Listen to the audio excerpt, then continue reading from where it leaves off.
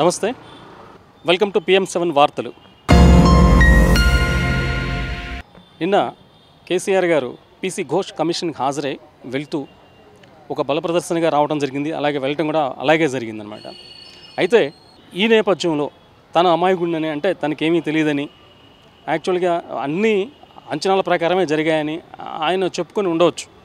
ఈ విషయం మీద మనం అసలు వాట్ ఈజ్ వాట్, ఏంటి యాదృచ్ఛికంగా ఏంటి విషయాలు ఎలా ఉన్నాయి ఏంటి అనేది కాంగ్రెస్ అధికార ప్రతినిధి జనరల్ సెక్రటరీ బొజ్జా సంజయ్ రెడ్డి గారు నుండి తెలుసుకుందాం. నమస్తే మేడం. నమస్తే. నమస్తే మేడం. ఈ కేసీఆర్ గారు నిన్న అటెండ్ అయ్యిండు. కావాలి కేసీఆర్ కాదు, కేసీఆర్ అయ్యి వచ్చినా కూడా అటెండ్ కావాలి. వాళ్ళ అధికారం ఉన్నప్పుడు దుర్వినియోగం జరిగిందని ఆరోపణ వచ్చినప్పుడు నిరూపించుకోవాల్సిన బాధ్యత కేసీఆర్కి ఉంటుంది, కేసీఆర్ అయ్యకుంటుంది, వాళ్ళ ఫోర్ ఫాదర్స్ కూడా ఉంటుంది. అంటే కేసీఆర్ ఏమో చట్టానికి ఏమన్నా చుట్టమా ఎట్లా? ఆయన జాతిపిత అంటున్నాడు. జాతిపిత అన్నోడు ఒళ్ళు దగ్గర పెట్టుకోవద్దు. ఆరోపణ వచ్చింది, ఆరోపణ నేను దొంగ అనలేదే. ఇప్పుడు ఈ విచారణకు రమ్మన్నారు కానీ కేసీఆర్ దొంగ అని చెప్పలేదే. మరి అనకముందే వాళ్ళ దొంగ అనుకుంటారుగా.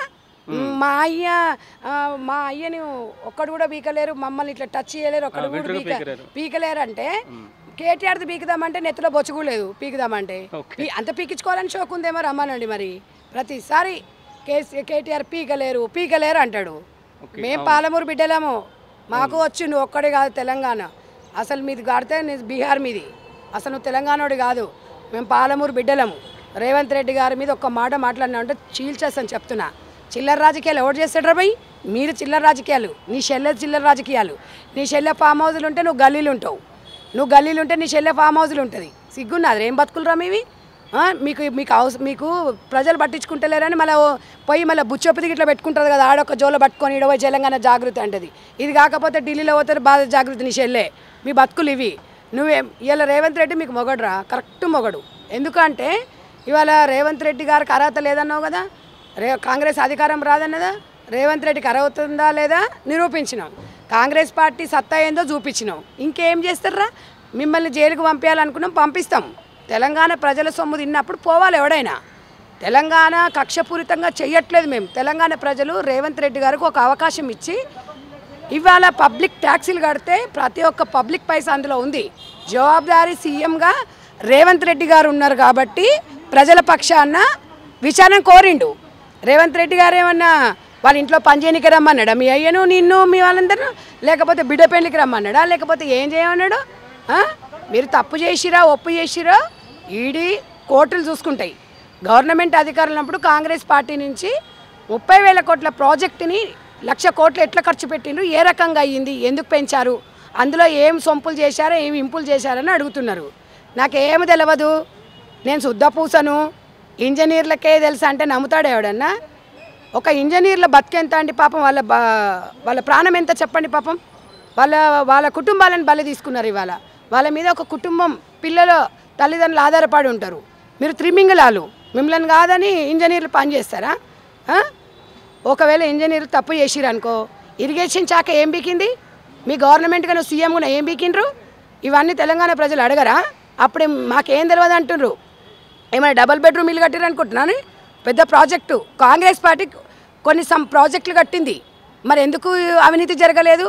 ఎందుకు అవి కూలిపోలేదు? ఎందుకు పర్రెలు రాలేదు? ఈడ్చి కొడితే 3 ఏళ్ళు కాలేదు, కడుతుంటేనే సగం పోయింది. ఎవరి సొమ్మది? ఏమైనా పనికి వస్తుందా? కాకి నివేదిక ఇవ్వాలా ఆ ప్రాజెక్టే పనికిరాదని? మీరు ఇవన్నీ తెలుసుకొని అహంకారం అనగా దొర పాలన ఎట్టుంటుంది? ఫామ్ హౌస్ పాలన. దేంతైనా దొరకొడుకు కదా నువ్వు. నీ మొహం చూస్తే ఎట్లా మాట్లాడతావంటే, ఇవాళ అమెరికాలో ఉన్నోని తీసుకొచ్చి 2 ఎమ్మెల్యేని చేసి 2 సార్లు మినిస్టర్ చేస్తే నీ కొవ్వు మాటలు అట్లా. బలుపు ఎందుకంత బలుపు? కొవ్వు అహంకారం వద్దు.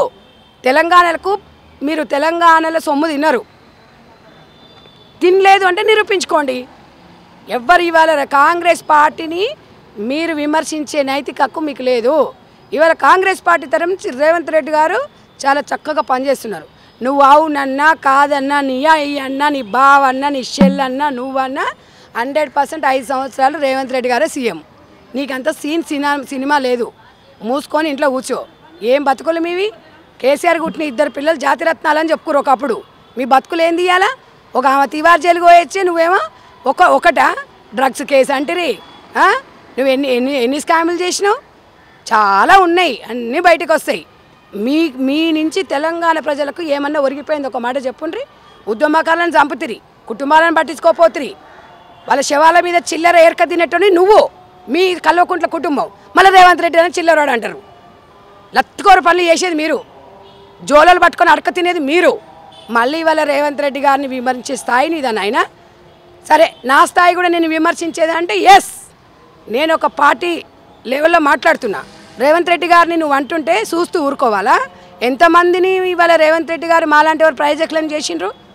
మాకు ఎప్పుడు కూడా మనము పబ్లిక్ సర్వెంట్లమమ్మ, మనం పబ్లిక్ పని వాళ్ళలాగా చేయాలి, వాళ్ళు మనకు అవకాశం ఇచ్చిర్రు.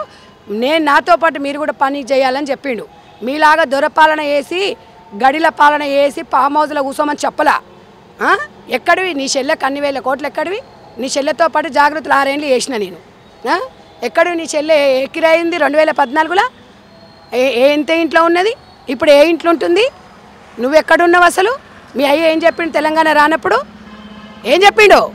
నేను ముసలిది ఇద్దరమే ఉన్నాము, తెలంగాణ వస్తే కాపల కుక్కలాగా ఉంటాం, దళితుని సీఎం చేస్తా అన్నావు. సిగ్గుందా మీకు? సిగ్గుందా అని అడుగుతున్నా. మీ అయ్య అనలా? మీ అయ్య జాతిపితనా? 80,000 బుక్కులు చదివినాడు. 80,000 బుక్కులు చదివితే ఎవడో ఇంజనీరింగ్ చదివినాడు వచ్చి సంతకం పెట్టమని పెడతాడు ఎవడన్నా? సిగ్గుండాలి మాట్లాడనీకే. మాట్లాడితే ఈ అడిట్నా కొడుకులు కొంతమంది ఉంటారు, కామెంట్లు పెడతారు కొడుకులు, పింకు మీడియా ఉంటాయి. జాతిపితను పట్టుకొని అంటున్నావు అంటే జాతిపిత దోసుకొని తింటే ఏం కదా? జాతిపితలు దోసుకోలే, మనకు ఒక భరోసాను కల్పించి ఒక స్వాతంత్రాన్ని ఇచ్చిపోయిండ్రు జాతిపిత. మీ అయ్యకు జాతిపితకి ఏడా ఉందిరా? మీ బతుకులు పిల్లకాకిలు. మీరు రేవంత్ రెడ్డి గారిని విమర్శించే స్థాయి నీకున్నది. ఎవ్వరు రానన్నాడు తెలంగాణ ఉద్యమంలో, నువ్వు ఒక్కడే బీకేసినావు, నువ్వు మీ చెల్లె. తెలంగాణ ఉద్యమంలో కొన్ని 100 మంది చేసిరు, 1200 మంది పిల్లలు బలే అయ్యారు. మీ కొంపలు ఎవడని చచ్చినాడు రా? మీరు ఒకవేళ తెలంగాణ చావు నోట్ల తలకాయ పెట్టిరు అన్నారు కదా, మీ కొంపలు ఎవడని చచ్చి ఉంటే తెలంగాణ కేసీఆర్ తెచ్చిండు అనేటోడు. తెలంగాణ కోసం కేసీఆర్ పార్టీ పెట్టిండను నేను ఒప్పుకుంటా. కానీ మీకు అది ఇప్పుడు అది కూడా సినిమా లేదు కదా. మీరు ఎప్పుడైతే బీఆర్ఎస్ చేసిరో తెలంగాణతో పేగుబంధం తెగిపోయింది. ఇంకేం సెంటిమెంట్లు? తెలంగాణ రానప్పుడు ఆంధ్ర సెంటిమెంట్ పెట్టుకుంటేవి, తెలంగాణ వచ్చినాక బీఆర్ఎస్ అంటివి, టీఆర్ఎస్ అంటివి, తర్వాత బీఆర్ఎస్ అంటివి. మళ్ళీ ఆంధ్రలో తెలంగాణ మీకు సిగ్గుందా అసలు? బీఆర్ఎస్ పార్టీ పెట్టుకొని ఆంధ్ర తెలంగాణ ఏంది? జాతీయ పార్టీ కాదు అప్పుడు? అసలు మీకు కన్ఫ్యూజింగ్ చెప్పుర్రి. ప్రజలకు కరెక్ట్ క్లారిటీగా చెప్పండి, అప్పుడు పబ్లిక్లోకి వెళ్ళండి. మీ ఇష్టం వచ్చేట్టుగా మాట్లాడుకొని నరం లేని నాకు ఏం మాట్లాడితే తడుస్తుంది అనుకుంటున్నా. తాట తీస్తాం చెప్తున్నా. మేము ప్రజల కోసం పనిచేస్తున్నాం, మీలాగా గడిల పాలన చేయట్లేదు. ఇష్టం వచ్చినట్టు పింక్ మీడియా లేపాలని చూస్తుంది మిమ్మల్ని. వానికి ఓ 10,000 20,000 సోషల్ మీడియా పెట్టుకొని ఇంకో దాన్ని అది 2-3 పెట్టుకున్నావు, 20-30 ఇచ్చి ఇక పోయిస్తుంది. ఒక ఆమె పోయి ఇదంతా కేసీఆర్ బాబు కట్టించిన ఒక ఆమె చెప్తుంది. కేసీఆర్ తాత ఇంట్లోకి వెళ్ళి తీసుకొచ్చి కట్టించినట్టు ఇదంతా కేటీఆర్ దున్నిండి అని చెప్తుంది. ఇదా మీరు మాట్లాడేది? తెలంగాణలో మీ కంట్రిబ్యూషన్ ఏముంది అది చెప్పండి ఫస్ట్. మీ కంట్రిబ్యూషన్ ఏముంది తెలంగాణలో? అందరితో పాటు మీరు. అయినా తెలంగాణ ప్రజలు మిమ్మల్ని నమ్మి ఒక ఆమెకు ఎంపీ ఇచ్చిండు, నీకు మినిస్టర్ ఇచ్చిర్రు, మీ బావకు మినిస్టర్ ఇచ్చిర్రు, మీ అయ్యకు సీఎం ఇచ్చిర్రు, ఇగో ఇంకోటి ఉండగా మీ సంతోష్ రావు ఆయనకి ఇన్ని పదవులు ఇచ్చిర్రు. మీ అయ్యకు ఆడోళ్ళు ఎవ్వరు కనిపించారు. మరి రేవంత్ అన్న చూడు మాకు ఎంత మంచి పదవులు ఇచ్చిండు. ఎక్కడో గ్రామీణ ప్రాంతం నుంచి వచ్చినాం మేము, మాకు ఏ బ్యాక్గ్రౌండ్ లేవు. మా బ్యాక్గ్రౌండే రేవంత్ అన్న. మా కష్టమే మేము ఇచ్చిన పార్టీ లైన్లో నడుస్తున్నాం. మాకు కొండంతండ కాంగ్రెస్ పార్టీ అధిష్టానం మాటలే మా మాటలు ఉంటుంది. మాకంటే ఎజెండాలు ఉండవు, మీకంటే కల్వకుంట్ల ఎజెండా ఉంటుంది. తెలంగాణ ప్రజల ఎజెండానే మా ఎజెండా. కొంచెం అన్నా ఉండాలి. ఇంకా కేసీఆర్కి సావుకాడ తదినకాల దినాలలాగా ఎమ్మెల్సీగా బిడ్డనే ఉండాలి, ఎంపీగా బిడ్డనే ఉండాలి, బతుకమ్మ కాడ బిడ్డనే ఉండాలి, ఫామ్ హౌస్లో బిడ్డనే ఉండాలి, ఢిల్లీలో బిడ్డనే ఉండాలి, తివార్ జిల్లా బిడ్డనే ఉండాలి. ఇదా మీ పాలన? చెప్పుండ్రి అయ్యా తెలంగాణ ప్రజలారా. ఇదే నా ముల్కి ఉద్యానం చేసుకొని మనం తెలంగాణ తెచ్చుకుంది. సంవత్సరంన్నర కాలే మేము అడుగుర్రి షాదీ ముబారక్ అడుగుండ్రి అని ప్రజలను అడుగుతారు. సిగ్గున్నది. మీరేం బీకిచ్చిర్రా? పథకాలు కళ్ళు దొబ్బినాయి వాళ్ళకి. రేషన్ కార్డులు ఇస్తలేమా? సన్న బియ్యం ఇస్తలేమా? గురుకులకు స్కూళ్ళకి ఎన్ని నిధులు రిలీజ్ చేశారు? ఇల్లు అనకగానే రైతులకు 18,000 కోట్లు ఇచ్చినామండి.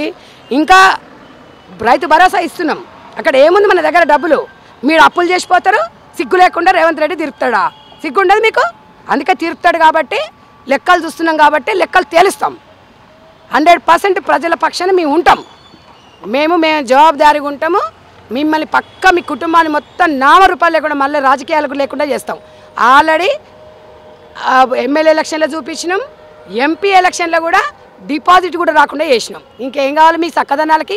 మూసుకొని కొద్దో గొప్ప కేసీఆర్ మీద ఉద్యమకారులు లేకపోతే కొంతమంది ఉంటారు కదా అభిమానులు, వాళ్ళకు భరోసా కనిపించి మూసుకొని సిరిసిల్లలా నీకు ఇచ్చిన ఎమ్మెల్యే పదవికి న్యాయం చేయి. అర్థమైందా? ఇంకొకసారి కాంగ్రెస్ జోలికి వచ్చినాం అనుకో తాట తీస్తాం. చూసారు కదండి, కాంగ్రెస్ అధికార ప్రతినిధి అలాగే కాంగ్రెస్ పార్టీ సెక్రటరీ బొజ్జ సంజయ్ రెడ్డి గారు కేసీఆర్ గురించి, కేటీఆర్ గురించి అలాగే కవిత గారి గురించి చెప్పిన అనేక విషయాలు మీరు చూస్తారు కదా. మరో టాపిక్తో మళ్ళీ కలుద్దాం.